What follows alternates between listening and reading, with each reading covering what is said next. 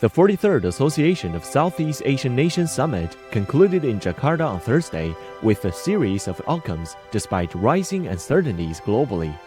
The summit, under Indonesia's ASEAN chairmanship this year, is themed ASEAN Matters Epicentrum of Growth. An Indonesian expert has said that cooperation between China and ASEAN will help the global economy to prevent further slowdown.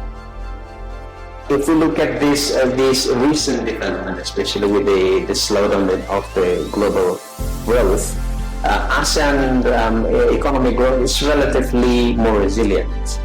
And I think it's partly because of ASEAN's, exposure or cooperations with many other countries, especially the largest trading partners with China. So with the stronger economic, not only growth here, but also the quality of the growth, I think it will help the global economy, to prevent from further slowdown.